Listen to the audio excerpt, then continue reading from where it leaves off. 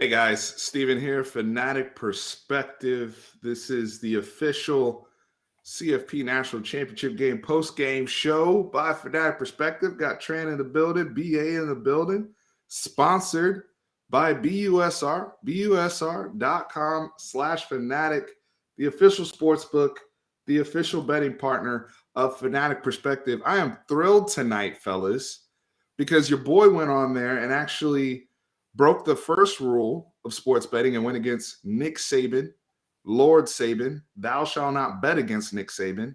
I went ahead and did it because, I picked Georgia to win the national championship before the season started. I said I'm going to put my money where my mouth is.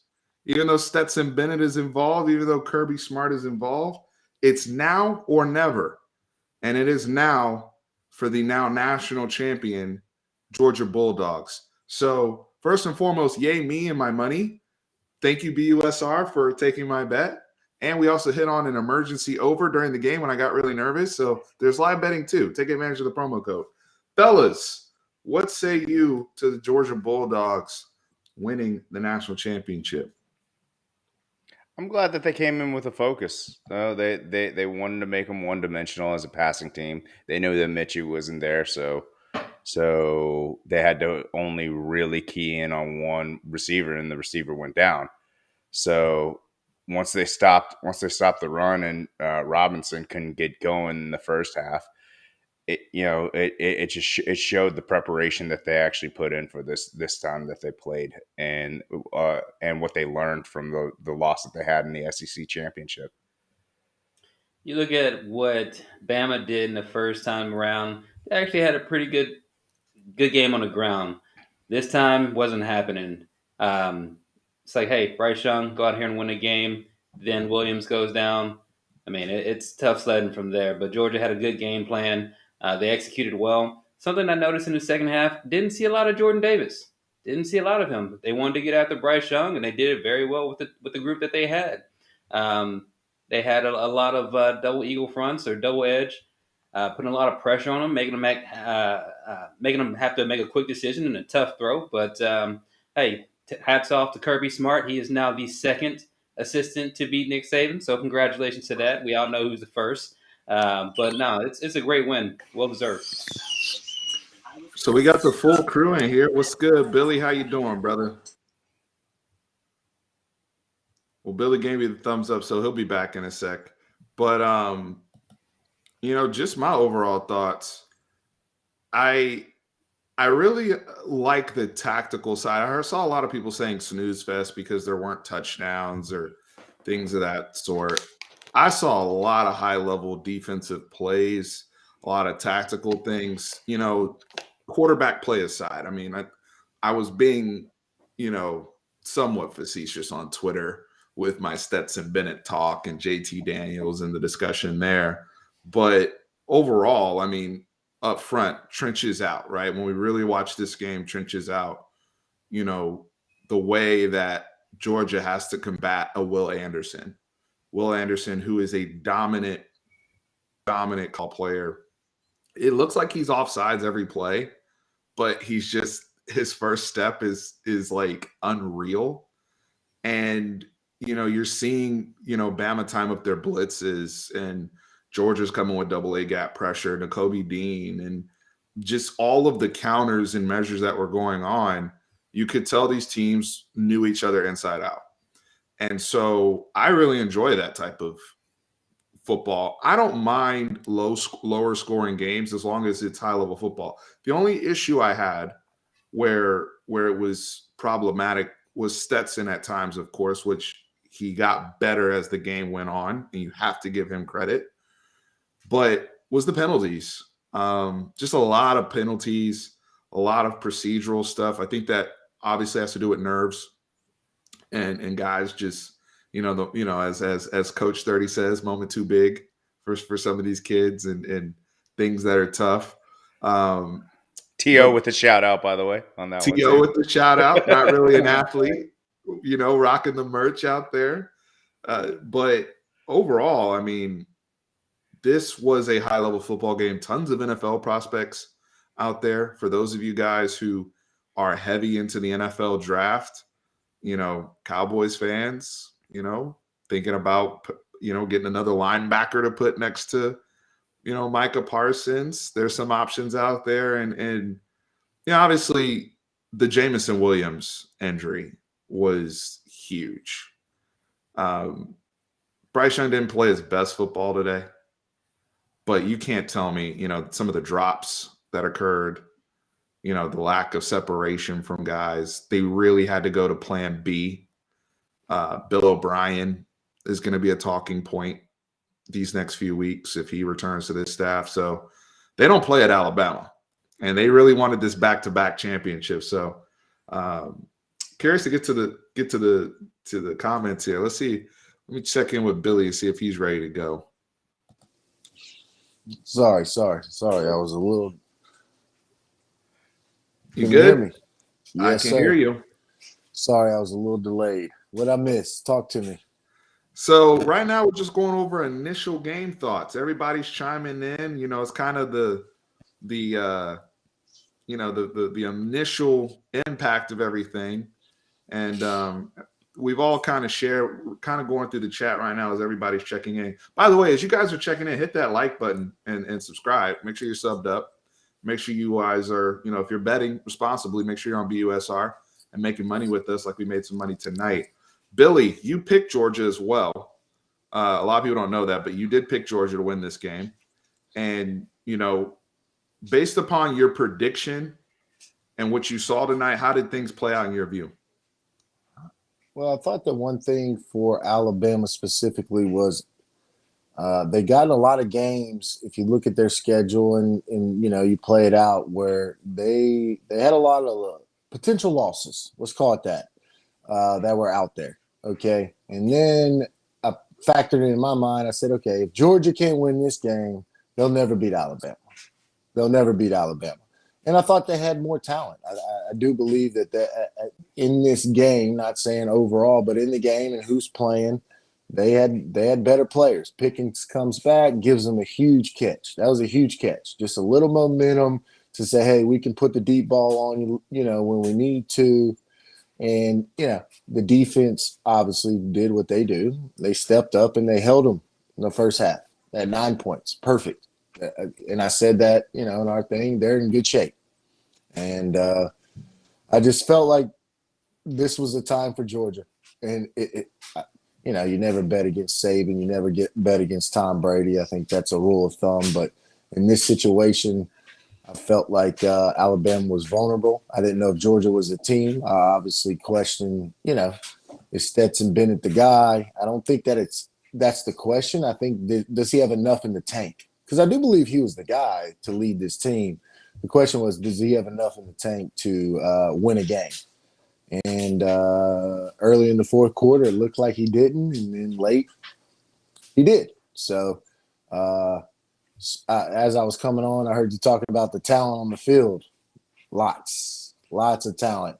First half reminded me a lot of the, and that's just probably the score, but the LSU Alabama game, I knew 2011. you were going there when I saw the 9-6. Yeah, and that was just first half, but I was just looking at guys flying around because I do believe in college when you have max defensive players, they usually win out on offense if you don't have max quarterback play. And I'm, overall, Bryce Young is who he is. He's a good player. But when you're missing your two top targets, it makes it difficult.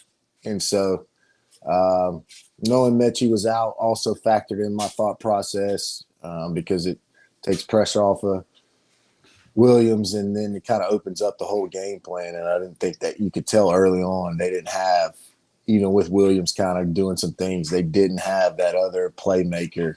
And they tried to get it through the running game and couldn't do it. So I appreciated Bill O'Brien's counter in the middle, like that third quarter time frame where he was throwing a lot of stuff to the running back and getting Brian Robinson involved in the passing game. Georgia's so good that they were able to adjust to that.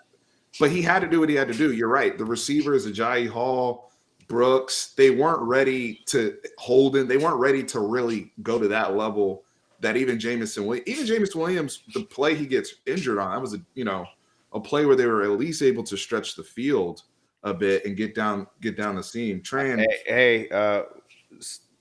I mean, how long has it been since you could say that about an Alabama team? If someone got injured, someone's not ready to step up and take over. I mean, it's been years like that. We were even talking about that last year when they're in the college football playoffs where the center went down and someone came in right afterwards, and you didn't see any drop off in the offensive line play. So that's probably the most concerning thing right now with Alabama, because this offseason, that's something that they're going to have to work on, is making sure that Bryce Young has those targets that he could throw to and he could trust. You know, he was putting balls right in people's hands, and the drops were just there. It was very uncharacteristic of a Nick Saban coach team.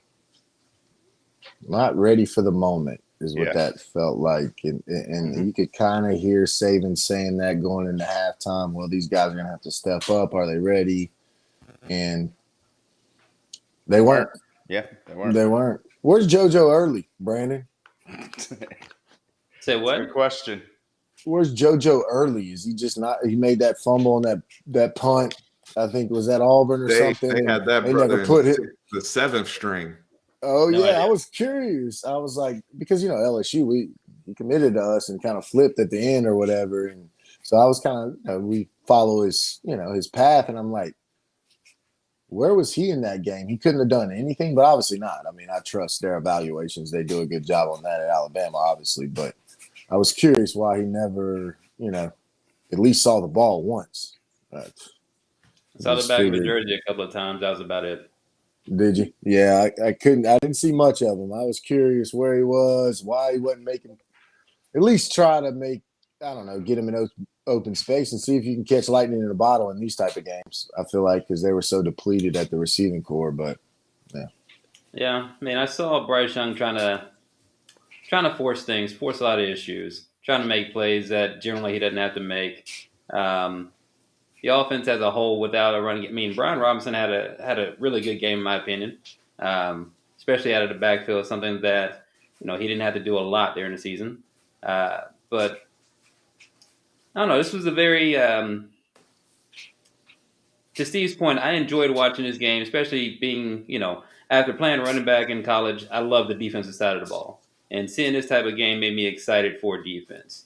Guys flying around, making it seemed like there were so many hits in this game that you actually felt through the screen, and I love that. Oh yeah. The adjustments, the chess match, the tempo situations. It was exciting for me to watch overall. It makes me excited just to see what's going to happen next season, especially these same Alabama Crimson Tide is going to roll into Austin in week 2 next year. So I'm curious how that's going to look now. Does this carry over to that game, or do they have a point to prove? So I see Still got Bright. Brother still got CG said Bryce he wants Young. Will That's all I Anderson to know. opt out for week 2. I am on board with that, I see sir. that. Hey, none of that. We face Bama with our backup QB. Georgia just none of that. Face them here we full go, streak, man. John. Let's go. Here we go. Well, they got Bryce Young still going to be at Alabama, so they're still going to be good. So I mean, that's going to be kind of goes without being said. And remember, we're a 5-1 team, by the way. I don't want to hear that shit. Sorry, Savannah show. It's the truth. It's the truth. Yeah. It's the truth. I mean, you can hear it as much as you want, but I know it's a we're fact. talking I'm not about a saying team that played in the national championship versus a team who played in no bowl. So, I mean, what do you expect is going to happen? I mean, we're playing with house money right there. I mean, it depends. What's your expectation? What do you expect is going to happen? I mean, I think. No, I don't want to hear that. No. I'm not gonna. I don't want to hear that. No, because this is the This is game your we play expectation every of year. this season versus how it turned out. That's what I'm saying. This is how. No, this is the trap that people try to get Texas fans into. We're not falling for there's that no bait trap. anymore. There's no trap. No, there is a trap. Brandon, you're the same person who was asking. You're trying to make the joke of like, and I bet you Texas is going to be ranked in the top 15. Like, you I didn't say top 15. I said ranked. I said ranked. We were And you 5 and probably 7 still will football be team. ranked. but I did not say top 15. I said you might be ranked in the top 25, and you agreed. Close So don't enough. even come at me with the bull. I don't want to hear that. That's what they do. They always go to the expectation. Well, what are your expectations? Knock it off, BA. You're trying to, because then the thing is, it's a losing battle. Because if we're actually objective and reasonable about what our roster is, then it's like, well, you guys should have higher expectations. You're Texas. And then if we actually try to shoot for the moon, then it's, oh, you guys are arrogant because you're Texas. So no, I'd rather be on the rational side. I would never say that. You always know me to be very rational in my opinion. I would never, not me. Now, would others out there? Absolutely. I can't speak for them, but I would never be like that. I do believe the roster's not even finalized yet. So I do think it's funny though, because Brandon does have a point. I mean, and I agree with him. You see me shaking. Y'all, unfortunately, on y'all's y'all do get ranked every year, and there is no justification of why y'all should be ranked at that point every year. Texas is not ranking themselves though. No, I agree. It's not y'all's fault. I didn't say you were. And said it was you ranking yourself. I think my reasoning response was right. Was that all these people want to do is they want to get people talking about college football beforehand, and it's hype. Texas is a big lightning rod for hype, whether it's from our fan base or other people's fan base to actually complain about it. And that's why I said I don't care about preseason rankings whatsoever. Because they don't mean anything. Nothing. Yeah, exactly. No. I'm right. But Georgia will be there again. They're loaded. Their recruiting don't stop. So they're gonna. Alabama, they'll be there. Obviously, unfortunately for me to say, but yeah, I mean those guys. I mean, you look at like y'all are talking about. I mean, for me, I was looking at the line of scrimmage today. I think it was late in the third quarter, and I just saw Georgia's D line was just like, okay, you're not running the ball on us tonight. They said it, and you could feel it. And they were like, all right, in the second half, it stopped. You got a couple here or there, but it was, we're not letting you get much. You're going to have to pass. And then you saw early in the game those licks they had Bryce Young. They hit Bryce Young hard every single time they touched him. It was a finish hit. I always call it you got to finish the hit. And those dudes were finishing it. And eventually, no matter who you are, and he's a smaller guy, you feel that, as we all know. You feel that. And you could kind of see late in the game, even on the last drive, and he knew it was over, but it was like, all right, I'm tired of getting killed.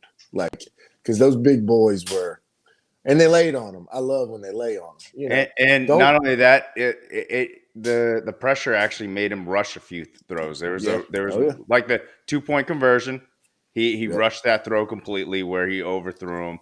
The 2 interceptions, he overthrew his receivers. This is to Brandon's credit, is that, we haven't seen him this flustered since he played A&M. So, and no. I hope y'all didn't watch the LSU game then, obviously, because we had him on the ropes even more than that. Did you? Yeah, bad. And we blew. I mean, honestly, just in general. When I say flustered, I mean you saw him on the sideline yelling and yelling to his helmet. That was something that you usually don't see out of Bryce Young. He's usually calm, cool, and collected. Composed. Even when he's down, he would still have that demeanor. But the first time I saw it was against A&M, where they're showing him on the sideline. He's yelling, he's cussing, he's throwing his helmet. They showed the same thing tonight. He pulls his helmet off, he yells into it, he's cussing. I mean, that's what I'm saying. That's the same first time since A&M I've seen that. Not saying that he wasn't flustered against LSU. Hell, he probably felt that same way against Florida too. That was a very close game to the end.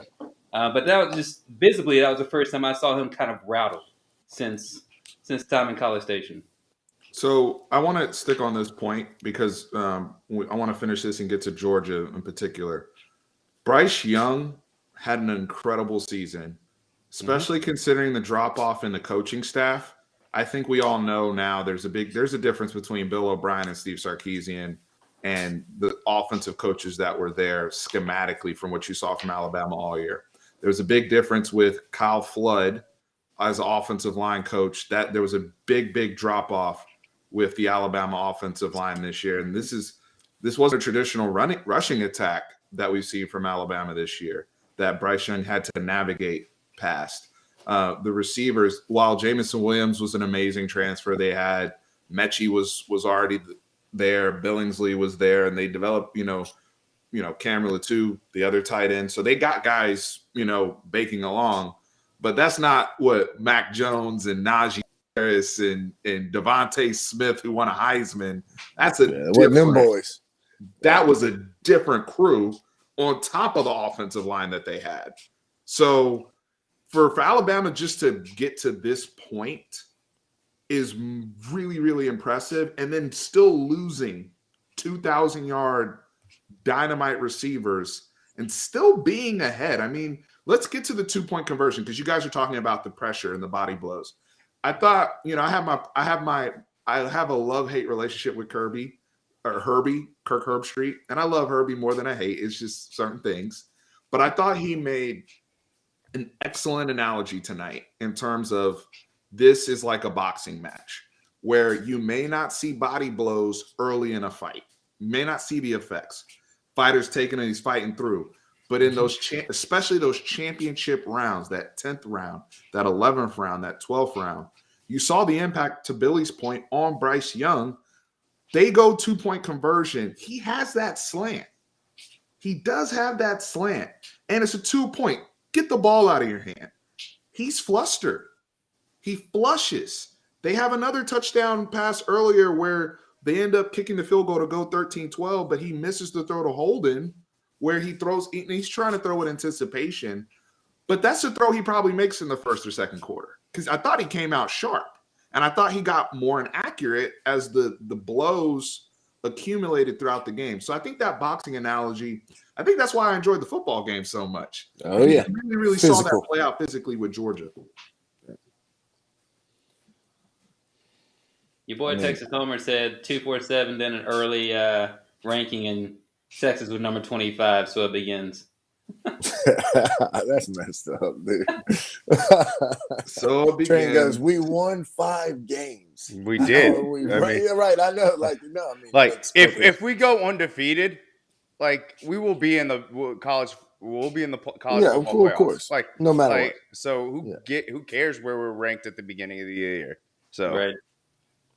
I think that last year, kind of comparing the Bill O'Brien thing to Sarkisian, I actually think that it's a little deeper than that. I actually think Mac Jones was probably the offensive coordinator last year, if you want to ask my opinion, just from his tenure at the University of Alabama, his intelligence, and I think you've seen that translate to the NFL. Also, their talent that surrounded that team far exceeds what they have this year, like you said, Steve. Yeah, their run game, I thought, was all year was hit or miss. That's the one thing I always kind of was like, do they have enough in the backfield? Which usually is not the I would never question that, but I did question it throughout the year. I didn't know if they had enough. I really do love Brian Robinson. I think he's going to be a very good NFL running back. Trey Sanders, I think, will be good in a year or two. I think it's all determined on the offensive line play. This is the worst offensive line that Bama has had in years, and they still have a number 1 tackle. I know, right? Yeah, but the right tackle's trash. The right guard is trash. I mean, the center had trouble with Big Davis all night. Yeah, that's a big boy. No, was he hurt or something? I just think that they had a better strategy without him because whatever wins. When Bama saw him in the game, you saw him go hurry up and keep him on the field, tire him out. So I just think their counter to that was like, all right, we're just going to put a bunch of hella athletic people on the field and come after you. Yeah, Quay Walker, I thought, had a good night. Even guys, those AA gaps, eventually guys trying to pick up stuff. They just were able to maneuver stuff, able to shed blocks better. Their perimeter speed looked way better tonight than it did in the SEC championship game. There were times the SEC championship game, Georgia looked slow. Yeah, right. It was a weird game. They didn't play like they did the whole season. I felt like that game, they almost, and this is in hindsight, but it's almost like they were like, all right, we're going to see this team again. So do we throw everything at them? I don't think they played that way, but like you're saying, makes sense that, that was kind of going on, whatever that is. I don't think that that's what they planned because they got outplayed but if you remember that SEC came to Bryce Young, there was a couple things that really went their way. Was that fumble where he picked up and he ran it for like 15 yards? I mean, there was some really crazy plays in the first half that you're kind of like, wait, Georgia's not winning this game. And I thought that way on that one fumble recover where Branch got it nonchalantly, just kind of caught it. It was inbounds somehow. And he wasn't even that to me wasn't even a fumble. You didn't think so? Yeah, I didn't think it was a fumble. I thought it was an incomplete pass. I thought it was right too. And then I was listening to some commentary that if the ball comes loose, basically at the back end of the arm, it's a fumble. So even though it's coming forward, it was loose when his arm went back, and basically kind of when it stops. And at that point, but I'm with you, Trent. I thought it wasn't a fumble. I thought it was an incomplete pass.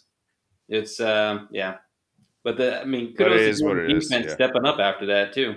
Yeah, no doubt. Georgia didn't let him score after that, and then Georgia goes and scores 7 right after that. So it was game on, and that 2-point conversion.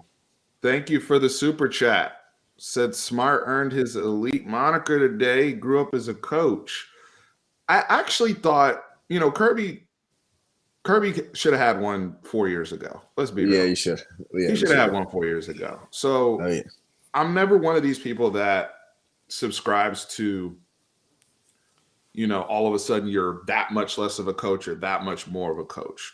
I think this was a mental block that his entire football team had to get over and their staff, because I think on both sides, I'm going to say this, as good as this game was tactically, especially inside out, I thought a lot of the game management stuff I didn't think it was the best game management game for the coaching staff. No. There was some weird stuff going on that I don't think that normally. Or going into halftime, what was up with that? What was up with that? And somebody mentioned that earlier by both sides. It was really, really. I mean, I kind of understood with Georgia's standpoint where Kirby's like, I would have done it if I was Georgia. I'm going to go in 9-6. I'm on my own side. I get the ball back. I try to do too much. We're getting a lot of penalties. He was pissed off when he gave his halftime interview about them getting penalties, and he's like, we're not settling down. So he basically turned the offense off. I don't mind that. But Nick Saban's usage of the timeouts at the end of the half was just really bizarre. I think Tran and I were thinking maybe he's trying to go after a punt or something, but I don't know. I didn't understand some of the game. Using his first timeout at 22 seconds. Yeah, that made no sense. Yeah. It didn't make sense. Like a minute 20 left with the ball. Yeah. Made no sense, especially knowing you don't get the ball coming out of halftime. Like, I don't understand the logic there. Where I give Kirby credit, this guy won a national championship with Stetson Bennett as a starting quarterback. And I know everybody else is a 5-star. I know, including the backup quarterback. Stetson Bennett is still better than 90% of the quarterbacks in college football. Regardless. I would say he's more competent. Ability-wise, listen, no. Whatever ability don't mean a damn thing if on the field you ain't better than what it takes to win. Like, it's cool to have ability in practice, but if you can't win football games, well, I don't. I'm just saying, like, in general. Listen, Stetson Bennett, to me, I would be frustrated if I was a Georgia fan. I'm with you, like 100%.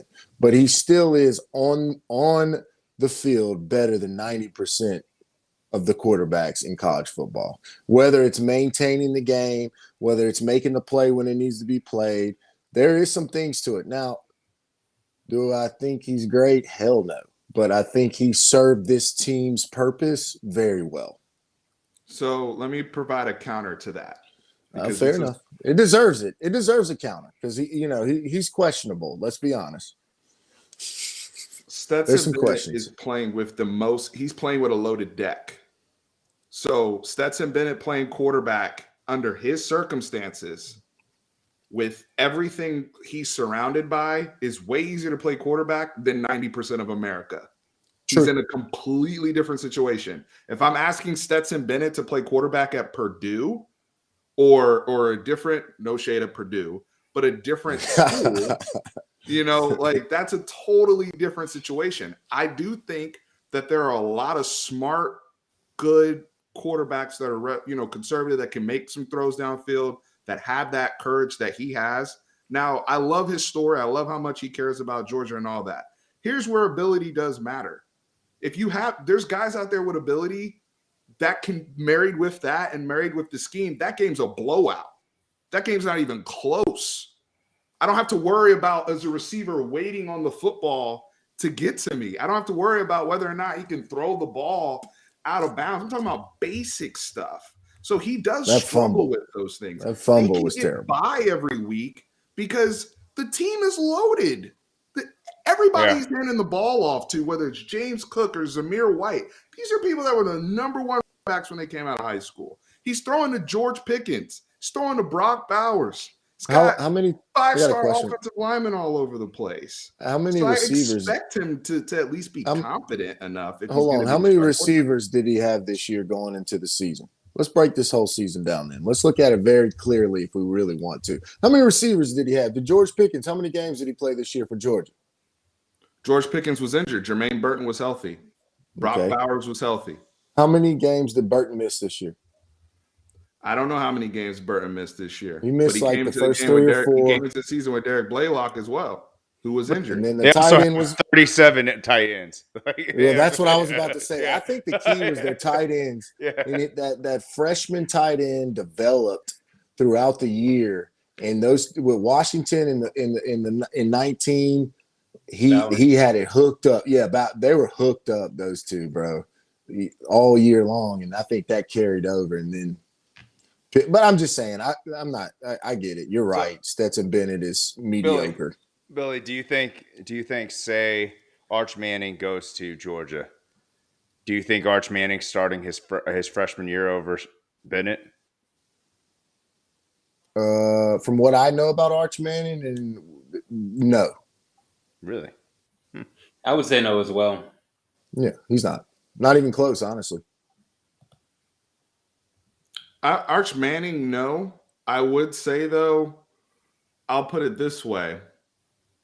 Billy, name some of the LSU quarterbacks you guys won a national championship with. Joe Burrow.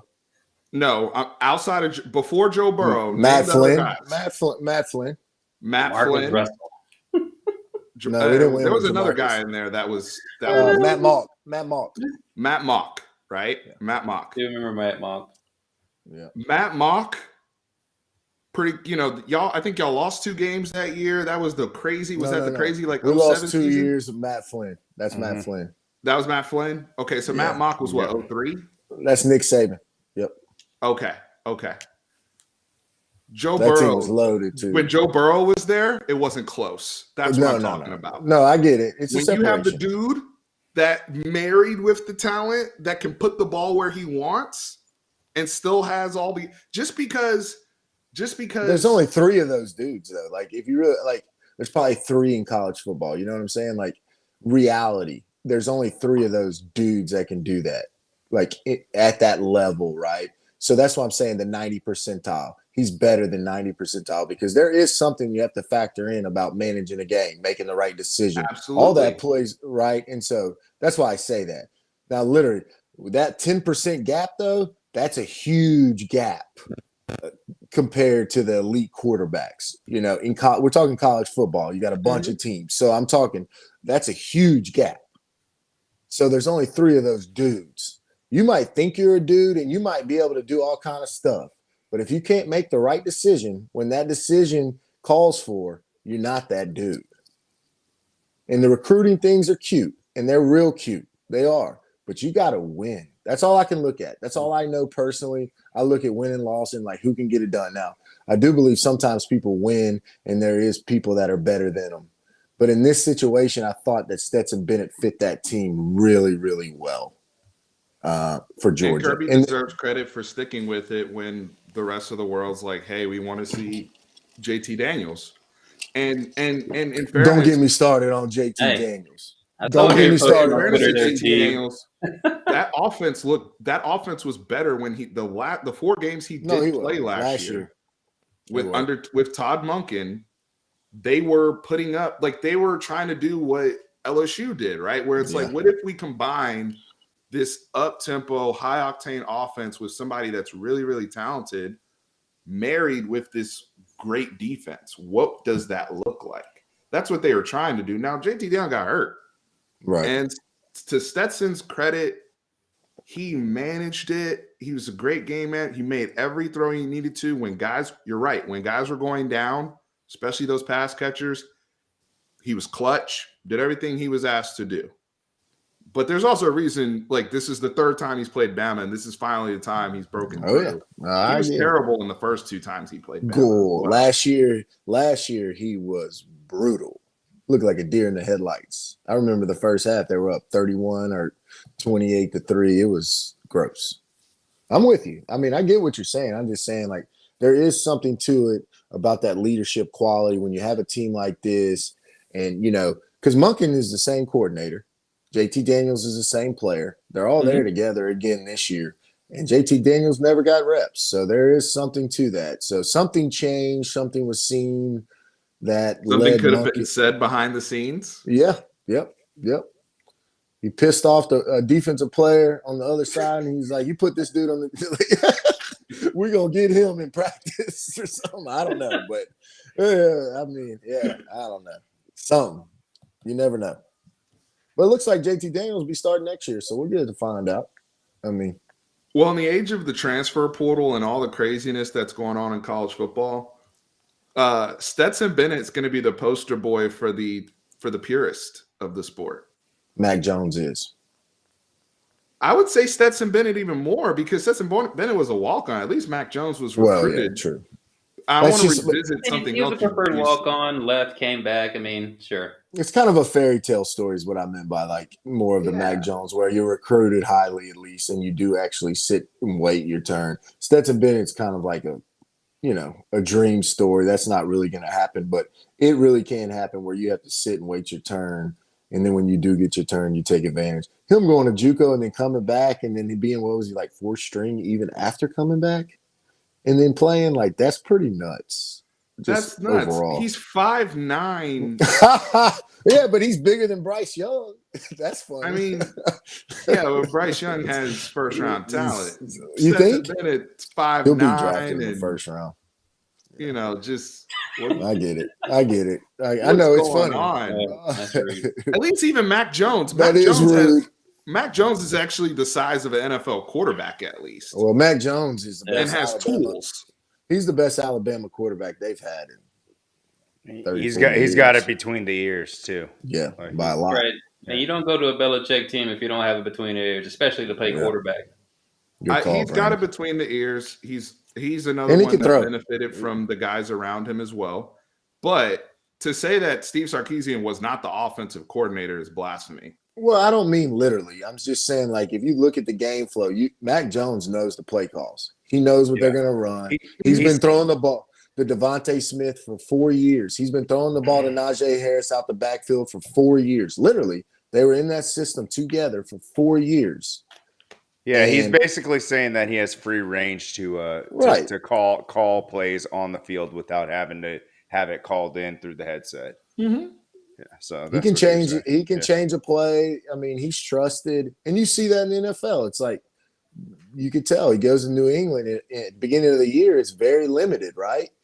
What they allow him to do, so he can build his confidence. And then now, I mean, he goes into some games, and hell, they play Buffalo on Monday night, and it's snowing, and it's 20 degrees, and the wind's 100 miles an hour. He threw it 5 times or something. They won. Threw 3 passes. 3 times, yeah. Passes. But that's like managing the game. There's something significant about that, whether people understand that or not. Tom Brady's been in games where he's probably only thrown the ball like 10 times early in his career. I know how much you love Mac Jones. You can't give him. He's a baller. No. Hey, well, Mac Jones is a baller, my boy. He is. He's also had a pretty shitty end of the season because the NFL kind of caught up with him as well. So yeah, the struggles. Yeah. They'll probably lose the first. He's not perfect, Billy. No. I like Mac. Well, yeah, but look at Peyton his first year too. I mean that's he can play. His first year. Yeah, right. He can play. That's all I see is like those guys. Like literally, he was in that system for 5 years. He redshirted. He played under He played under Jalen. Then Jalen transferred. Then he has to wait behind Tua. And then Tua gets hurt, and he gets those last 4 games the year before last year, and he's rolling. I mean, he's throwing some. I mean, he's playing some ball. And then obviously last year, and he goes to New England. You see that. I mean, I think there is something about like these guys when they initially go to a program, they think, oh, I need to play. It's very hard for just because you believe in yourself. It's not necessarily anything against the individual, but you believe in yourself and you should be in the game and you want to play. But the reality is you're not ready yet. Being able to look yourself in the mirror and be like, it's okay if I have to sit a year or sit 2 years and I get 2 years where I can excel. But man, that's hard to do. And if you get lucky enough to get those type of people, it makes a difference in your program. And you saw that tonight. That's kind of what I'm getting at all this.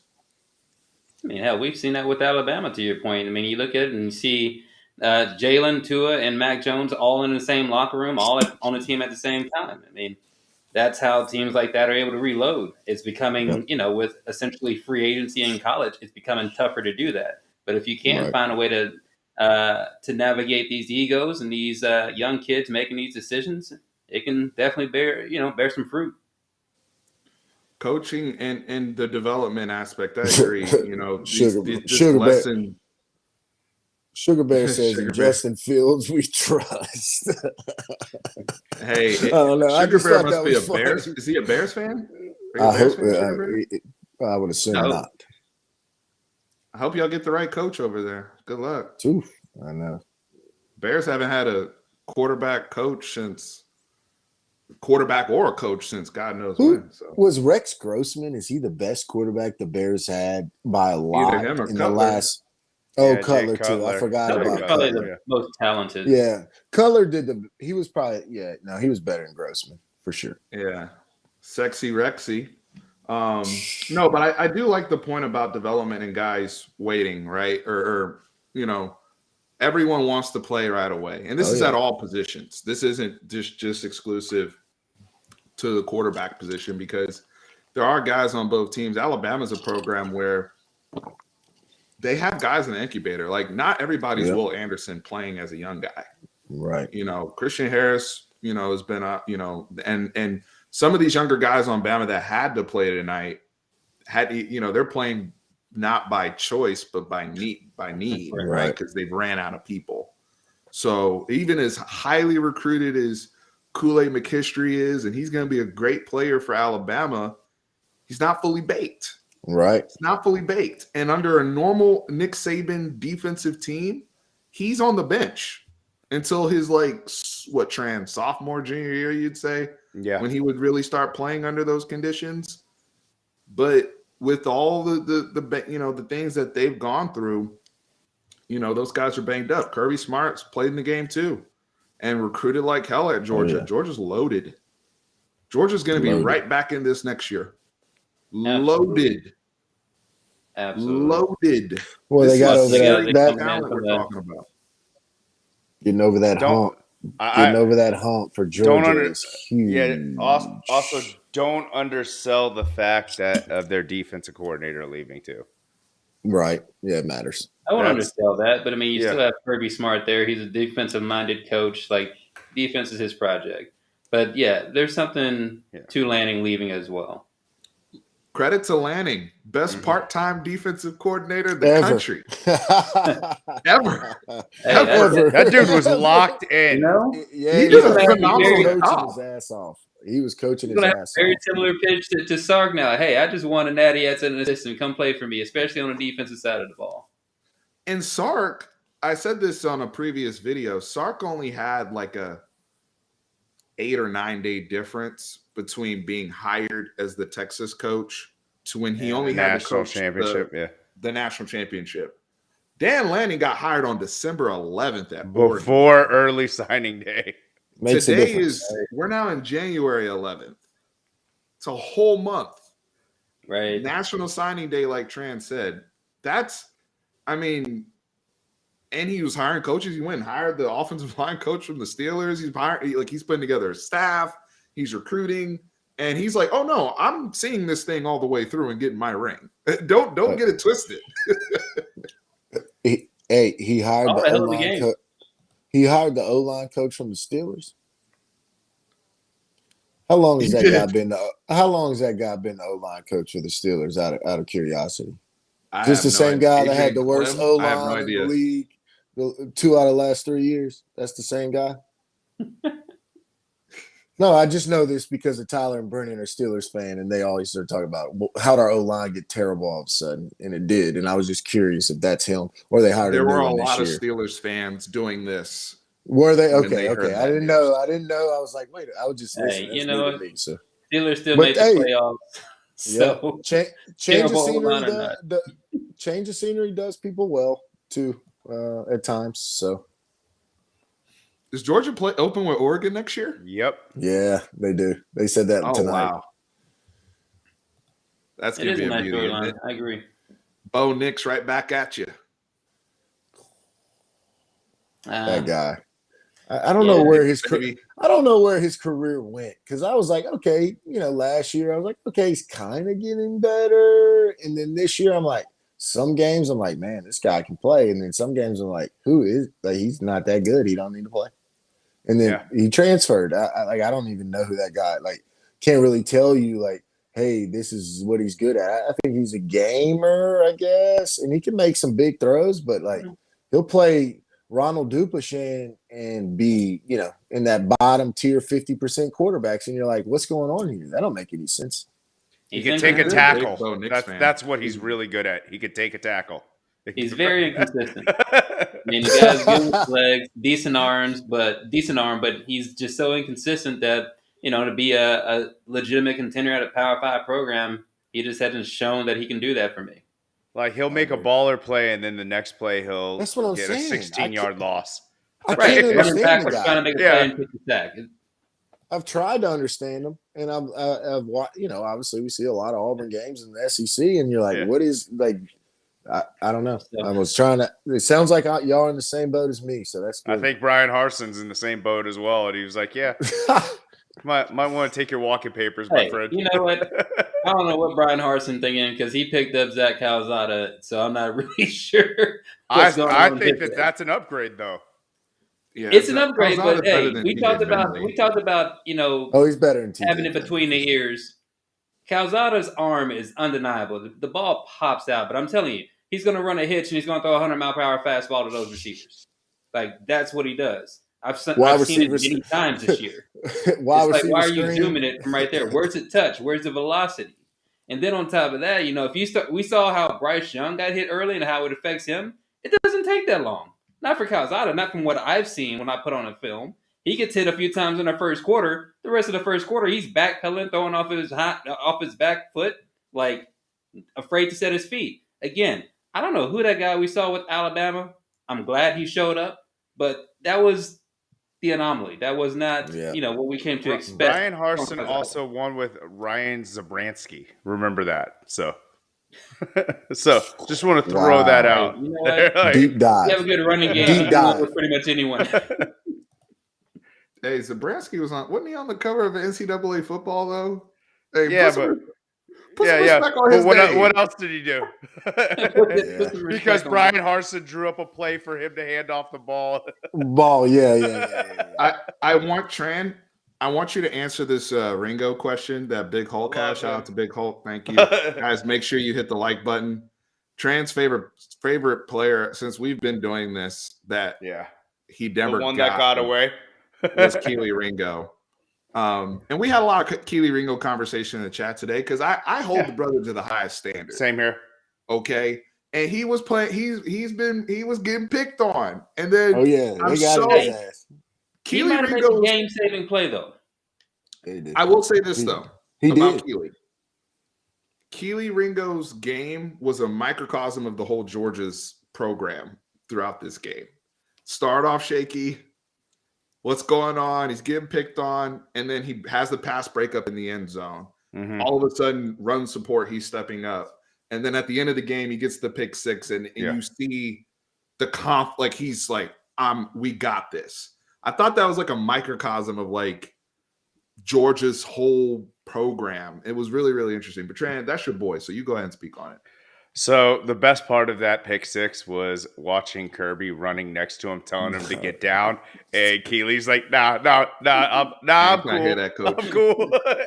And he Not today. kept running for a Watch me touchdown. work, Coach. Watch me work. Not today, Coach. I mean, You only it- live once. It was on not scoring. the natty, Coach. It's like this is the national championship, and we're going up two full scores, where 16 points or what was it, 15 points, where they have to score and get a 2-point conversion.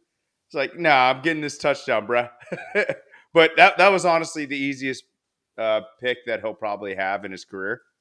And then and you saw his speed, so you saw his speed twice in the game.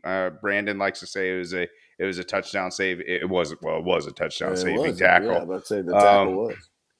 And he had great instincts to if you watch it and slow it down, he knows that when people are trying to run fast, the ball's a little bit loose. You see his hand coming up under to try to punch it out. He missed the ball, of course, but you saw the speed there, and you saw the speed on the return, and just the instincts that he has. He's long, quick, and he's a great player. Where's he I from, know- Tran?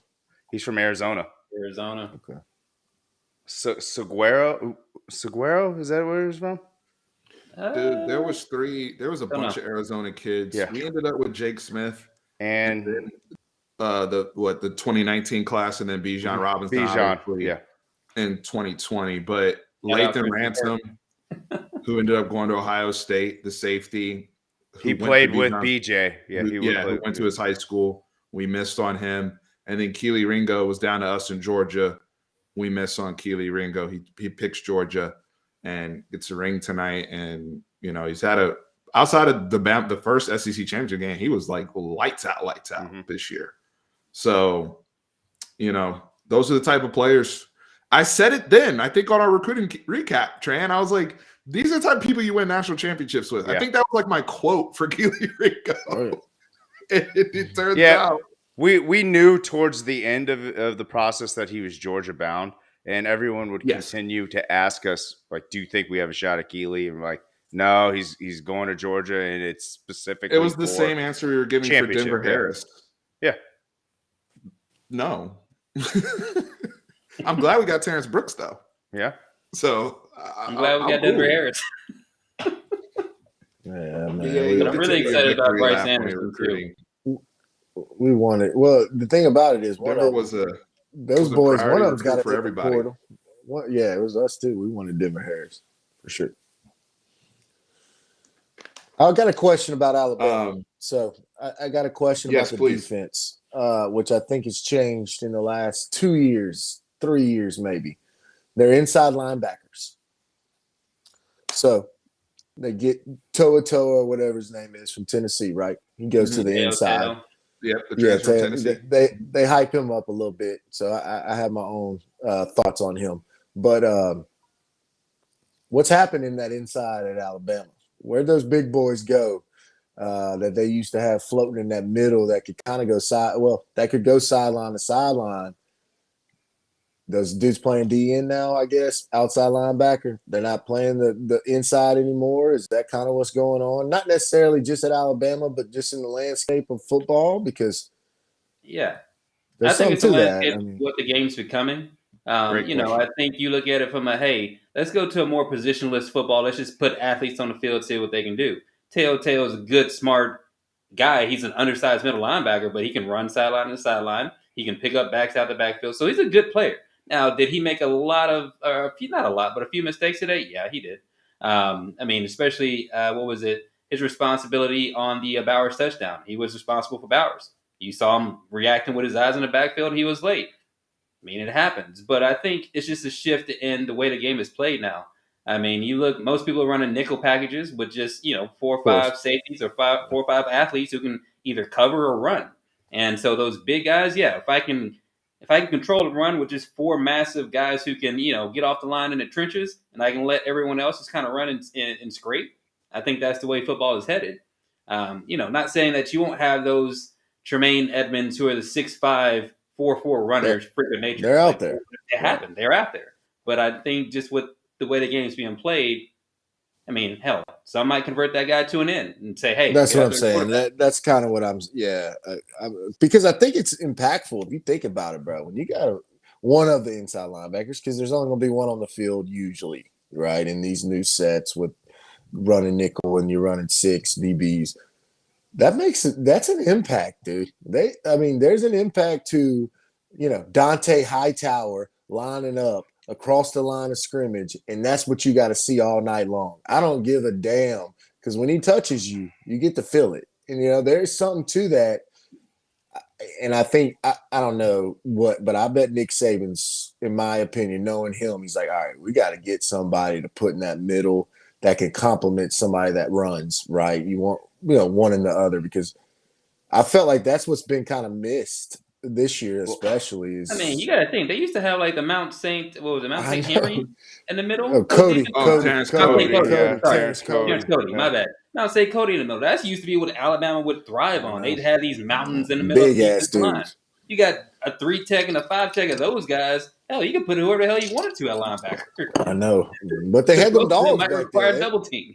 They had a bunch of dogs though that were playing in that inside, and I guess the one dude from Louisiana who got hurt and then went, Dylan Moses, and then went pro.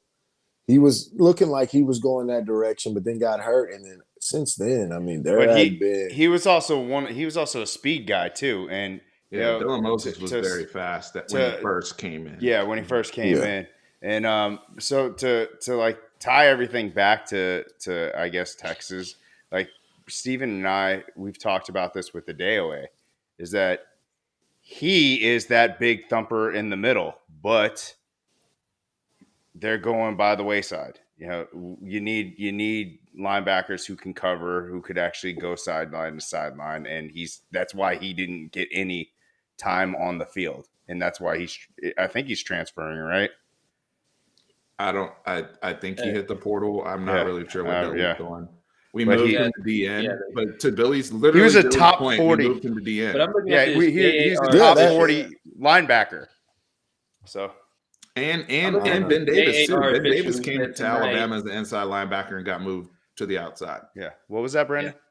Yeah. I was cracking up at this JAR official who said tonight showed me that Luke Brockmeyer can't start next year. I'm sorry, that just made me laugh. I want to continue this linebacker conversation because I think it's really, really, I think Billy nailed that. And if you think about the evolution of the Bama linebackers, even like let's go back to Rolando McClain. Rolando McClain was 6'4", 255, I think he was. Yeah. He could run. He could run. He wasn't no slouch or anything, but they got small. I mean, CJ Mosley was another one who was a thumper. He brought up Hightower, who was a thumper. Reuben Foster, who was freaking crazy and went crazy when he got to the NFL. But Reuben Foster was a thumper. I think where football is headed, though, BA, we saw it last year in the national championship game.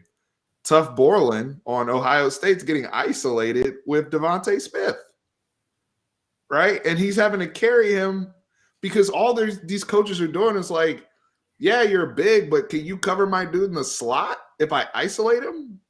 Can you carry him across the field? Can you carry him through the seam? How many times do you see a receiver line up in the backfield tonight, running the option route against a linebacker? I mean, Texas does it too. Hell, we've done it with Anais Smith. I mean, hey, all right, we're going to go essentially in an empty set, put a receiver back here, isolate him. What are you going to do? Mm-hmm. I saw Bama was doing it last year with Jalen Waddle, where they were making him run Texas routes. Right? Just smoking people. Good luck. We're going to clear out. Good luck. And if you bracket him, that means we have one-on-one somewhere. We just got to make sure we find him.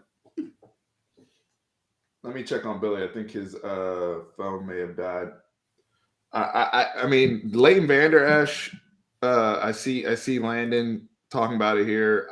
This linebacker thing, that's been one of the biggest changes in college football, the NFL, football across the board. If you're playing linebacker these days, that's why all these guys run down safeties. Yeah. Or you have to be a freak athlete. It's one or the other. Because if you're going to be in these packages, like this, it's like literally I can only use you for certain run fits, bro. Right. You know, the middle linebackers we grew up with the neck pad and the monster face mask, the tough guys, you know, the mouth breathers. Those guys are gone, man. They're now DNs. They're called DNs today. Yeah. Yeah, they're now DNs. We're going to simplify the game for you. Just pass rush. Set the edge. Everybody's doing it. It's so easy to spread them Hey, out. Fatty, you're on the end. Run and go get the quarterback. You're not standing up, sir. I mean, you're right. I look at Ish Harris. That dude's. I mean, he's going to be a linebacker for A&M, but he's essentially a safety. I mean, but that's just how we. I mean, we have the interior linemen and the edges to hopefully contain and run, and then we just got a bunch of athletes. And that's some of these walk down safeties essentially just love to hit.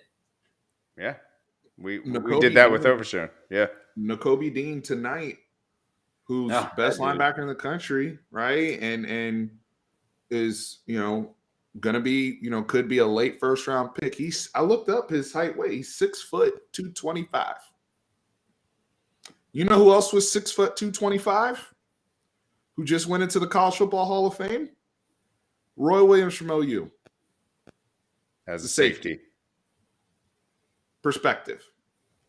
Nakobe Dean is the exact same size as Roy Williams was, and Nakobe Dean's out here playing middle linebacker.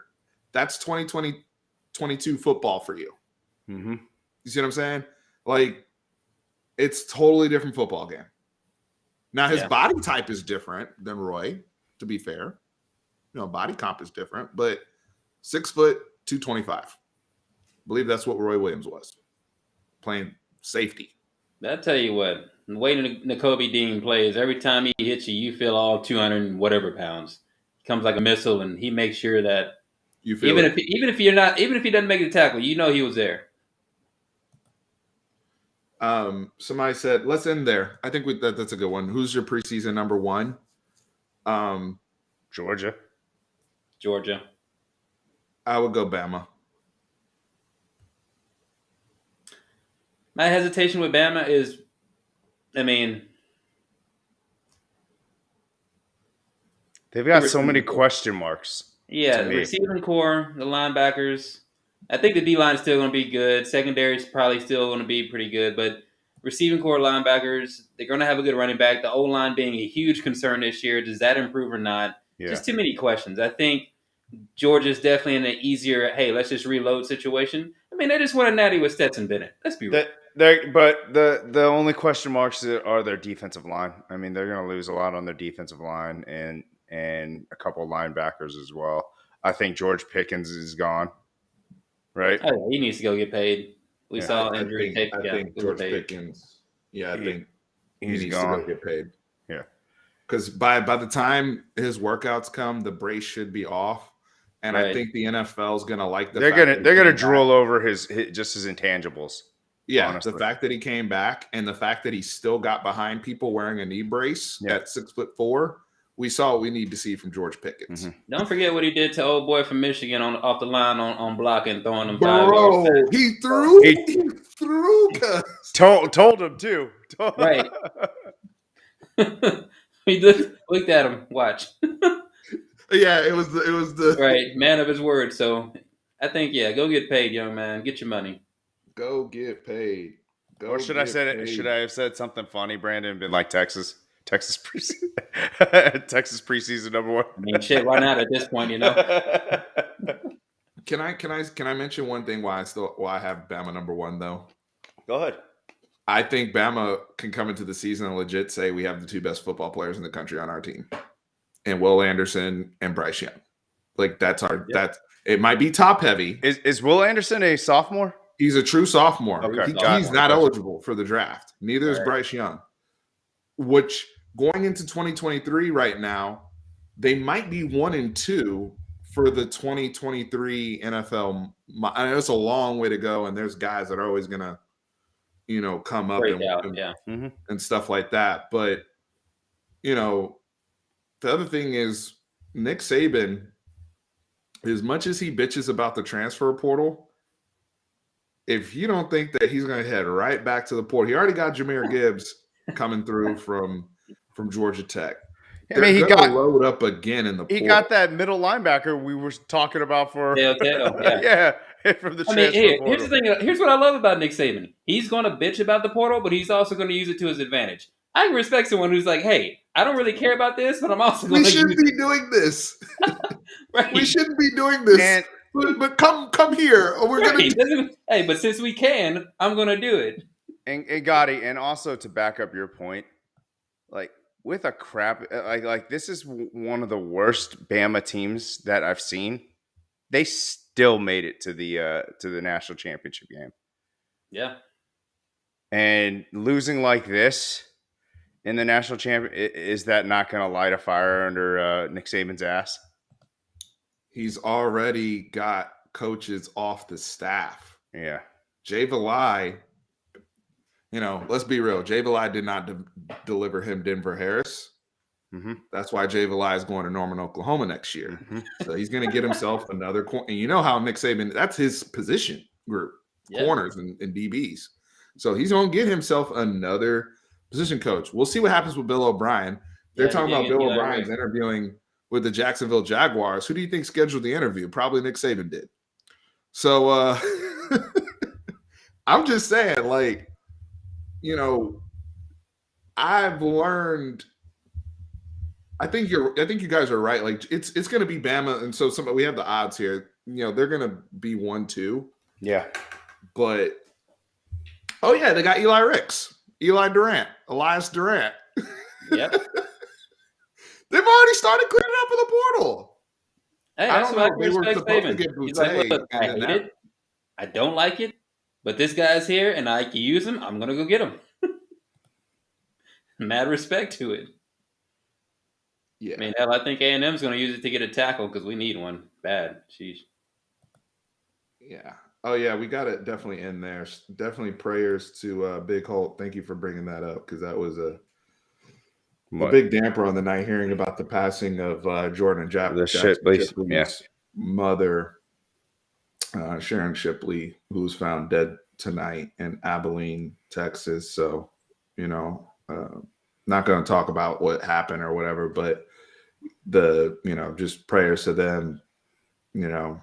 I'm almost a year removed from losing my mother, so I couldn't imagine. I can somewhat imagine what they're going through. It's different for everybody when that grief hits, but Texas family, we're big. Football family, really, we're big on. They've been good ambassadors, Bob Shipley as well, to our program. So definitely our prayers and well wishes are with the Shipley family. Guys, Tran, BA, thank you guys for joining. Billy's a brand new father, so he's on baby duty. Yeah. So we appreciate getting his time. And congrats too. Congrats to Billy, and his little daughter he has now. So lovely meeting Lillian. Tran's even looking better now, as y'all can see, getting his color back. Don't look pasty. Tran, are you streaming from the hospital room? Shit. He's gotta hide his IV. Gotta hide the oxygen tube in his nose. Fellas, BA, we got to get you back for another roundtable. I know you can't wait to gloat about your glorious recruiting class. Fantastic recruiting class. Greatest in history. But hey, I say it now and I'll say it again. This puts the clock on Jimbo. So I'd love to talk about it whenever we have it. But yeah, it definitely starts the clock for sure. I think we'll regroup after the final signing day in February when when all the classes are really there. I think that'll be a good time for us to really go through it, thoroughly. Even though you guys have a lot of folks on campus, we have a lot of folks on campus, so it's gonna be a fun time. Thank you to BUSR, official sponsor, official sportsbook, official betting partner of Fanatic Perspective. Check out busr.com/fanatic. I got some tweets from you guys tonight that hit up the link and bet. Some people placed their very first bets tonight. I got a really cool message from a young lady named Maddie who bet $25 on Georgia -3. So congratulations, Maddie, on your first bet. You're 1-0, and you picked the ballsy one to go against Nick Saban. So great job. Congratulations to the Georgia Bulldogs, everybody that made their money, sweating it out with Stetson Bennett, sweating it out with Kirby Smart. But it's really cool to see a team get that mental breakthrough. Yeah. Just get over the hump, get that monkey off their back, so to speak. And it's wild card weekend, by the way. Wild card weekend. And we're going to be doing a group parlay. Can't wait. Can't wait. Guys, thank you everybody for joining. Well past midnight. Thanks everybody for joining the chat. We will be back with more for Tran and I. Horns always up. Congratulations to the Georgia Bulldogs. Peace.